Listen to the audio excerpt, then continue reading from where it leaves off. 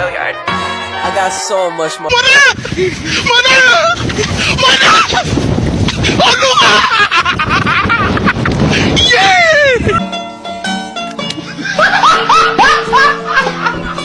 Are you ready, kids? Aye, aye, Captain! I can't hear you. Aye, aye, Captain! Oh!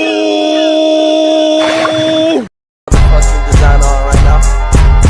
Break it down, bring it back, make it clap. I got 3 old thoughts, new block, where that thing. Bitches on my line, and you know Assalamualaikum warahmatullahi wabarakatuh. Di sini saya akan menjelaskan tentang air dan hukum, tentang air, tanah dan hukum Darcy, di mana keduanya memiliki penjelasan masing-masing, yaitu definisi air tanah. Air tanah adalah air yang terdapat dalam lapisan pori-pori atau batuan di bawah permukaan bumi. Air ini muncul dalam proses infiltrasi di mana air hujan atau air permukaan meresap ke dalam tanah. Peran air tanah dibagi menjadi 3. Yang pertama yaitu air tanah memiliki peran krusial dalam siklus hidrologi, menyumbangkan sumber air untuk sungai dan danau melalui resirkulasi air bawah tanah permukaan. Yang kedua yaitu sebagai sumber mata air dan air sungai, air tanah mendukung kehidupan kuantik dan menyediakan akses ke air untuk konsumsi manusia, pertanian, dan industri melalui sumur-sumur.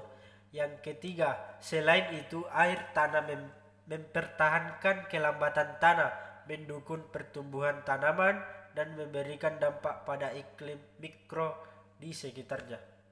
Komponen air tanah terdiri dari 2 komponen utama, yaitu air intersial dan air artesial.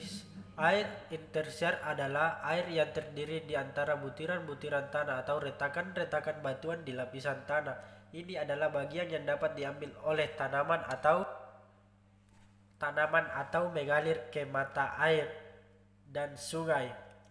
Yang kedua, air artesial adalah air yang terdapat di dalam lapisan batuan yang tertutup oleh lapisan permeable di atasnya, menciptakan tekanan yang dapat membuat air naik ke permukaan tanah tanpa bantuan pompa.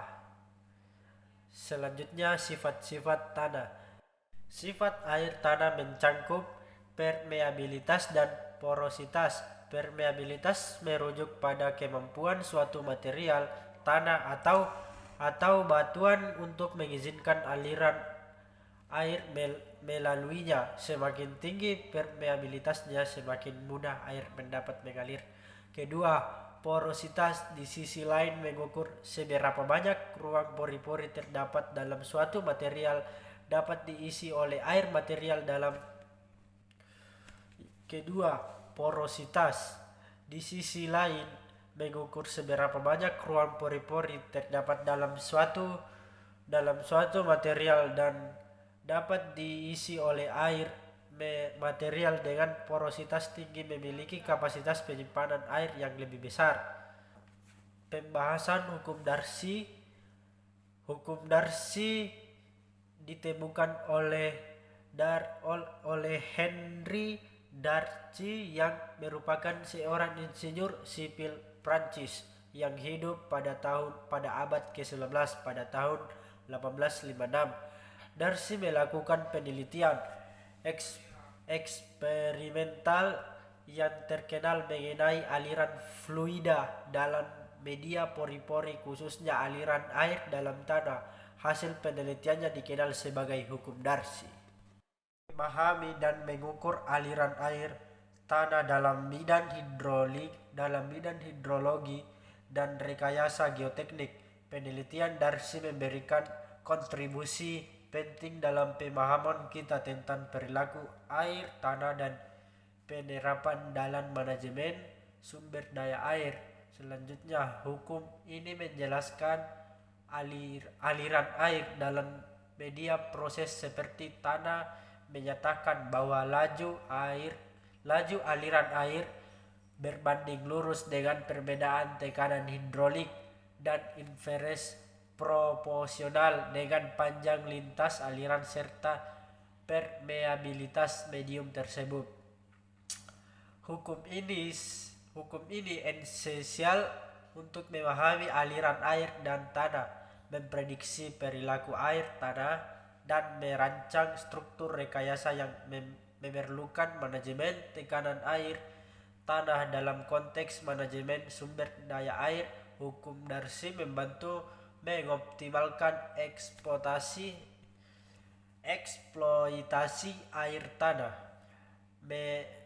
memitigasi risiko penurunan kualitas air, dan merancang pemanfaatan sumber daya air secara berkelanjutan. Penggunaannya juga melibatkan pemaharakan zat terlarut, membantu dalam pemantauan dan mitigasi dampak lingkungan. Keseluruhan hukum Darcy adalah landasan penting untuk aplikasi praktis dalam pemodelan hidrogeologi, rekayasa struktur, dan pengelola berkelanjutan sumber daya air. Memainkan peran kunci dalam upaya kita harus memahami dan mengelola air tanah secara efektif. Adapun rumus hukum Darcy menyatakan bahwa laju air fluida melalui suatu medium poros adalah sebanding dengan perbedaan tekanan luas permukaan dan invers proporsional dengan panjang sesuai dengan persamaan Darcy-nya. Faktor yang mempengaruhi air tanah. Hukum Darcy menjelaskan aliran air dalam tanah dan bergantung pada beberapa faktor kunci. Pertama, luas permukaan efektif tanah mempengaruhi aliran air. Semakin besar luasnya, semakin besar laju alirnya. Kedua yaitu perbedaan tekanan hidrolik antara dua titik dalam tanah juga memainkan peran penting. Semakin besar perbedaan tekanan, semakin cepat aliran airnya. Terakhir yaitu koefisien permeabilitas tanah yang mencerminkan kemampuan untuk menghantarkan air menjadi faktor penting. Semakin tinggi koefisien permeabilitas, semakin besar laju aliran air tanahnya menurut hukum Darcy. Dan penerapan hukum Darcy banyak diterapkan dalam hidrogeologi dan rekayasa reservoir minyak.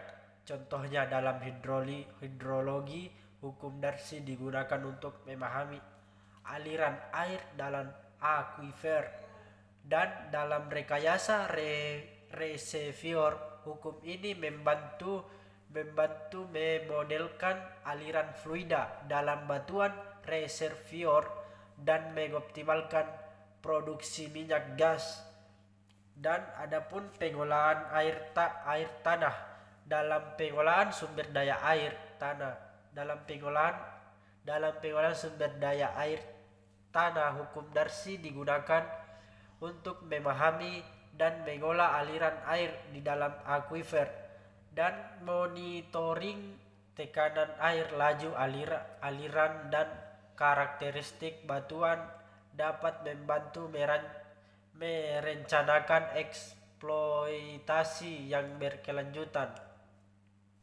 Penggunaan sumur pompa yang tepat dan perencanaan pengeboran yang bijaksana adalah contoh strategi yang berkaitan dengan prinsip hukum Darcy untuk memastikan pemanfaatan sumber daya air tanah yang efisien dan berkelanjutan.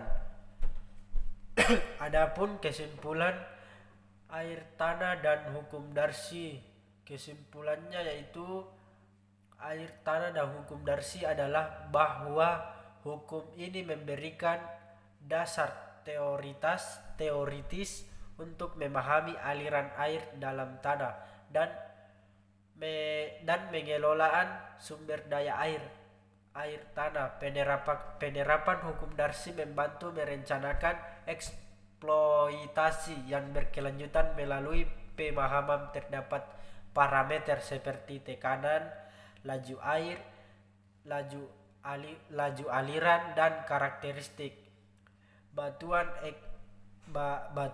akuifer. Dengan memanfaatkan prinsip hukum Darcy, pengelolaan sumber daya air tanah dapat dilakukan secara efisien untuk memenuhi kebutuhan berkelanjutan.